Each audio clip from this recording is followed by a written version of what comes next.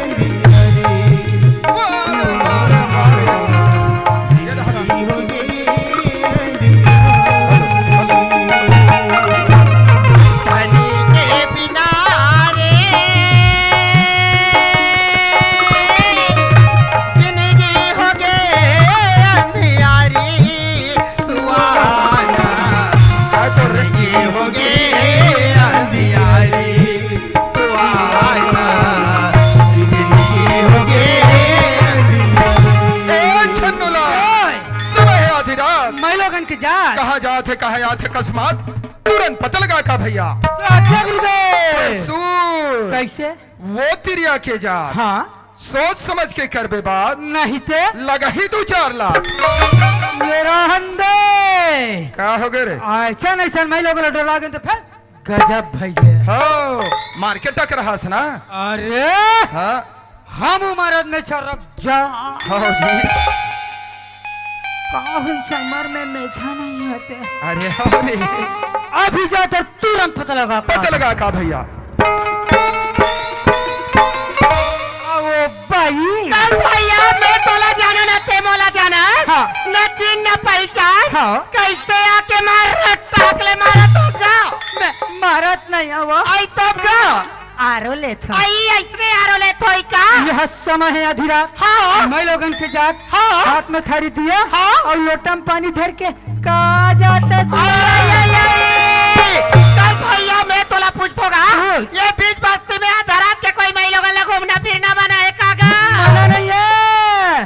फिर आधा रात के भी मैं लोगन घूमते कौन हां जरूरत थे तो मैं समझ के ते बोला तो नहीं कहा था गा मैं कहत नहीं हवा ते नागर डबरी में आके कहा देखा तो बहनी हो ऐसने लगा थे उल्टा चोर कोतवाल ला धांधे के एक बहनी हो मैं धांधत नहीं हो ते मोड़ कर आके धोंधा था आई मैं वैसा बात नहीं कहा था भैया ऐसा ने आई मैं लोगन के दुख ला मैं लोगन मन जानतन का हाँ। बाबू जातमन का जानू बाबू जात के दुख ला बाबू जात मन जानथन वो मैं लोगन मन को जानू आई मैं वैसा बात ला नहीं कहा था भैया कैसे? आई मोरी जोड़ी गे परिदे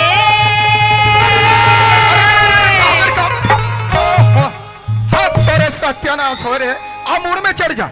अरे कहोगे तेल बता नाचा बन रे नाचा बन चुकता बन काबर का यहाँ सरपंच बेला सरपंच ला यहाँ पटेल बेला पटेल ला। कोटवार बेला वहाँ कोतवाल ला। मीटिंग मीटिंग मीटिंग मत कर मीटिंग अरे का मीटिंग चल बता बेटा यार ते गांव में रथा ते खार में रथा गाँव में रहूंगा ते गांव में रथा हाँ। अब ये बाई पर का भी तो पता है कौन एक ऊपर क्या? अरे एक ऊपर क्या ही पता के भाई इकर घर के है हाँ। ये छोड़ के कैसे हो गए परदेसी घर नहीं होगा बाप रे ये दादा बाप रे ले तो भला कहाँ से रे कैसे का तेमल बीच में रख के मारबे तैसे लागत का बा? काबर कथस अरे का बोले कानी बोले देखो भाई कभी गुस्सा मत दिला हेलो कैसे परदेसी आई मैं वैसा बात ला नहीं कहा था भैया कैसे ने आई मोर जोड़ी विदेश के एक होगा विदेश ओह आई एम सॉरी गलती बोल पर रहेगा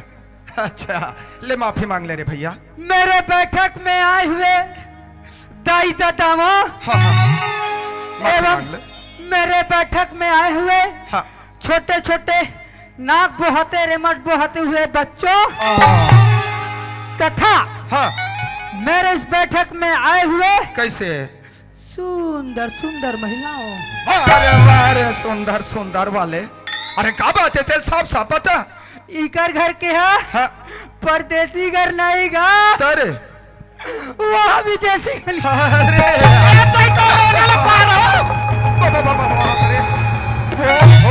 अब ये भाई और सत्यानाश हो जाते इसरे चंडाल देखती का बता दो निकाई है तोर मोल काला कर बता तो मैं कह रे छन्नूलाल नहीं ये तो ठिकाना अरे बन गए थे बन गए नहीं तो अभी चर्चल ले तोरारा पाठा पड़ जाए रहती मार पर टेरा नीचा का हो गए मार दम दम ले खड़े हैं हाँ जी बड़े बड़े में चढ़ रखे बटोर बटोर देखा था देखा तो एक जन में लोग बदा बद मार के चल दी नहीं देखे हो ना छोड़ा नहीं सकते अरे छोड़ा होच का हाथ रहे हो यार तो लो ठाकुर थी फेंक दी सरे बन गए तो बन गया नहीं थे ये तो टूरक ना के भूल के हम नहीं जाने अरे खोजौल हो जाती इसका बस दे भाभी देखो देखो भाई ए छन्नूलाल भाई रे अरे ये बखत तोला मार दिस लेकिन अब हाथ लगा के दिखाए रे तोला छुए के पहले मोर सामना करे पड़ी भाई पढ़ते अरे भैया आया ताई का अरे ते काबर रोथस रे अरे भाई आया आया पापा वो अरे ते का बरती कंधर था यार अरे आने का अरे मैं तो होना आ मोर भाई आया आई मेरा अरे मोर भैया पर एक बात है का बात है रे मान ले गलती मैं करूँ हो सकत है मारते खावे हाँ बढ़िया सोचे से रे भैया ले मैं ही मार खा जाऊं परते आ तो सही गा आया तब तो आवत हाँ अरे मोर भैया छन्नू लाल आए बार तो आगे से मोर भाई हाँ पर जैसे आहस ना हाँ तो ऐसे अब चुपचाप कर खड़े रहा मैं कले चुप खड़े हूँ बीच में तो बिल्कुल नहीं बोलना है अरे आगे से हूँ हाँ? न पीछे से अच्छा ले ठीक भाई मैं पता लगा था हाँ ए भाई आई काय भैया काय गा का बात है तिला साफ साफ मोला बता आई मोर दिल के दुख ला का बता मोर भाई बताबे तबे तो जानबो पाई अरे यार फिर बीच में टिक्का टिप्पणी तो चुपचाप रहल के होने रे हाँ ये कर चुपचाप खड़े रहा हाँ का बात है मोला बता 18 साल हो गए भैया मोर पति घर से निकाल गए है गा हरे हरे कहाँ गए है कहाँ नहीं ओकर कोई सोर संदेश नहीं मिला थे भैया हे परमात्मा ओकरे गोरा में हाँ। बिहना ले हाँ। थारी में दिया और लोटा में पानी धर के आतो भैया हाँ। आज का भेंट हो जाई काली का भेंट हो जाई ऐसे की के मोर पति सन तो मोर भेंट नहीं हो सकिस भैया ओहो। काले का ये चंडाल सन भेंट हो गएगा बोला कहा थे सम्मानजनक समझ गए रे भैया कहा परदेसी या विदेशी लगा है भैया ये छन्नू लाल मैं समझ गया भाई कैसे जैसे भगवान राम ला 14 साल की वनवास है वैसना? ओकर साथ में भाई लक्ष्मण हाँ। और माता जानकी भी गेरी से संग में महू जात रहे हो रे अरे तख्ते का तक ले लहुट गए रे ये दे दुकान ले राशि ले रहे हो नी हाँ। उड़ाग के तो हम घर आ गए वाह रे वाह तेरे खवैया अरे छन्नू लाल ओए। अरे मजाक करे बेरा नहीं भैया हाँ, हाँ। जैसे भगवान राम के साथ माता जानकी और भाई लक्ष्मण गेरी से ना गेरी से ना वही भाई लक्ष्मण के रास्ते निहारा हाँ। अयोध्या में माता और मिला 14 साल बिता दिस मोर भैया ये मन्नू लाल छन्नू लाल ये उर्मिला है कैसे कुंदन घर के भौजी थारे घर हाँ तोरे सत्यानाश हो रे कोनो भी भैया का नाम ले देता यार कौन हरे यार अरे वो लक्ष्मण के धर्म पत्नी का या ता और मैं कुंदा ते हमार खवाबे का रे ए छन्नू लाल ओए। वैसन किस्म से ना हाँ, हाँ। ये वायु पर पत्तिया है मोर भैया अच्छा। समझ बो ना मोर हाँ। भाई तो ये माता और मिला से कम नहीं है मोर भैया अब ये कहीं विहित ना है कौन जो ना पंचवटी में हाँ। राम और लक्ष्मण ला देख के अच्छा अच्छा पर राक्षसी रूप ले छुपा के ठीक सुंदरी रूप में आ रिश्ते वाह, सूरपना खल के है गा आई बोला तो बड़ा खड़ा बोला तो बड़ा खड़ा बोला तो बड़ा खड़ा बनने वाले को क्या बता तो निका ठीक नहीं होई पे ले तो भला अरे हाँ तो कहीं करंट तो नहीं लग गए रे छन्नू लाल अरे छन्नू लाल काहे अच्छे कैसे विकट काट था यार मैं डर में काट पाता हूँ अभी ना हाँ तोरे डर पोकना अरे मैं तो करंट लग गए का कहत रहे अरे उतारे भैया डरे कोई बात नहीं है अच्छा। अरे मैं तो होना यार अच्छा। देखा बड़ा ठीक डरा था हाँ। पर मुझे एक बात समझ नहीं आ रही कथे वाला अरे कायल गलत बोल पर यार कुछ नहीं बोला नहीं यार कबरतिक भला थे हमार मन बाजी और गढ़ 11,000 होते हैं यार समझ से बाहर है भाई ये भाई आई काय भैया काय गा अरे तोला सुरपन खनी का हाथ वो तब कौन लगा होगा ये भाई छन्नू लाल अभी जन बात बोली सुना तेरे बात की मैं पुष्टि करत रहा हूँ और ये कहीं विहित ना है हाँ। जो नांगा डबरी बस्ती में हाँ। मन्नू लाल अच्छा और छन्नू लाल देख के आए हुई थे भैया मैं वो नारी नो हा भैया कथे कथे एक ही धर्म एक व्रत नेमा नेमा एक ही धर्म एक व्रत नेमा नेमा काय वचन मने पति पदे प्रेमा छन्नू लाल ते जैसे समझत रहे वसन बात न मोर भैया कैसा ने? सुनत हस मोर भाई हाँ। और ये तो महासती मोर भैया हाँ। ये कर सतीत्व के ना हाँ। हम लोग पूजा करना चाहिए मोर भैया हरे हरे छन्नू लाल ओए। अरे ये सनौरात के त्योहार हम बात प्रणाम करना चाहिए मोर भैया ये दे ते बतास त मैं जाने रे जान डले ना हाँ। ठीक हे औरत हेलो हे मैं लोगन औरत मोर गलती क्षमा कर दे औरत अरे रात वाले कैसे में है तोला रद बराबर दिखतो रे ये तो रे हाँ। ये ता अच्छा और आता ए कमाई सरमेटा वाह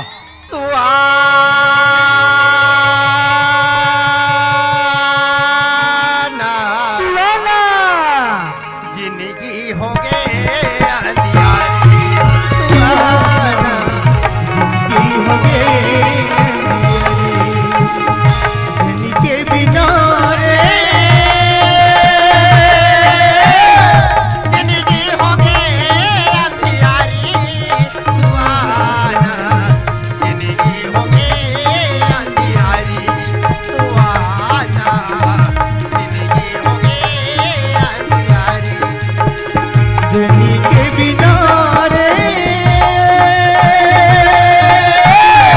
जिंदगी हो गई अंधियारी सुहाना जिंदगी हो गई अंधियारी सुहाना जिंदगी हो गई अंधियारी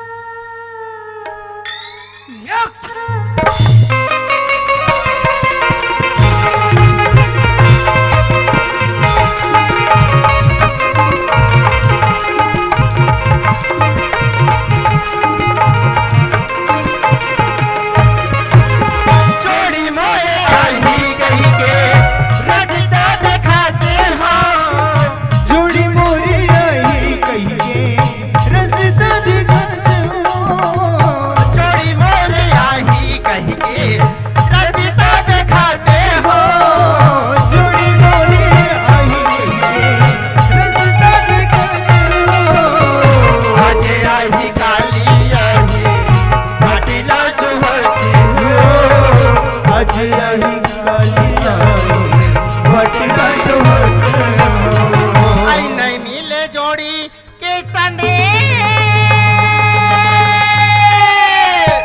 लेके वो लकुआ में ढके अरे कुआं ढकलैया कस रे काय? ओला ये दुनिया में जियन खान देबे तनी देश तो कैसे जी हाँ जी। ए बाइक पति छोड़े 18 साल हो गए हाँ। ए बाइक का गति रही अच्छा ते कल वो जब भी वापस लौट के आए गड्ढे में रकम लेकर ढके तेरे के हंगा चल भैया मैं तोला पूछोगा पूछ ये दुनिया में नारी जाति मान लीजिए कोई अधिकार नहीं है का भैया है तबियत यहाँ दमदम ले खड़े का हुआ आई बात वैसा न है भैया कैसे न? आई बात है तो ऐसा हरेगा हाँ। जी अभी न दे है नदी भी नवारी वारी जी अभी न दे है नदी भी नवारी वारी। जैसे हो नाथ पुरुष बिना वारी ए छन्नुलाल ओए। मैं समझ गया रे भैया ते बड़ जल्दी समझ जाता सुना था मोर भाई हाँ, हाँ। जैसे सरीला हाँ, हाँ, हाँ। जैसे सरीला चुके बिना शोभा नहीं दे मोर भैया अच्छा वैसने किस्म से एक नारी लेना हाँ। पति के बिना शोभा नहीं दे मोर भाई सही बात है दीदी हो अच्छा सही बात है भैया हो हाँ जैसे पेटला अरे जैसे हाँ ये एक बीता पेटला कैसे हो गएगा ये बॉडी के बगैर शोभा नहीं दे तेरे बोटी वाले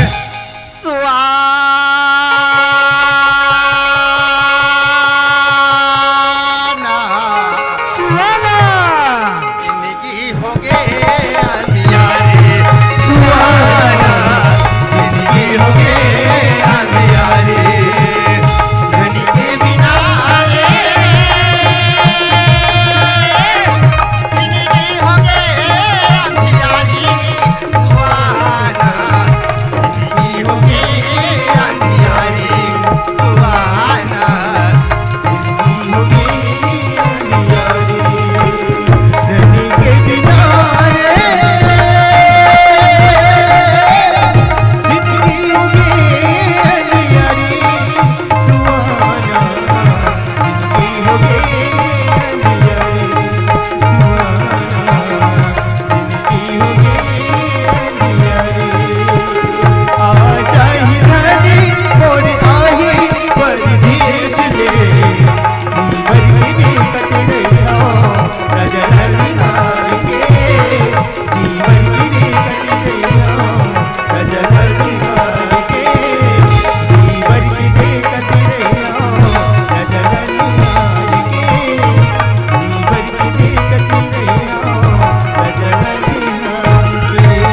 जय जोहार संगवारी हो। अगर आप मन ला हमार वीडियो पसंद इस होही तो वीडियो ला लाइक करो और चैनल ला सब्सक्राइब जरूर करो। और हाँ, बेल आइकन ला जरूर दबाओ ताकि हमार नवा अवैया वीडियो आप मन ला सबले पहले मिले। जय जोहार, जय छत्तीसगढ़।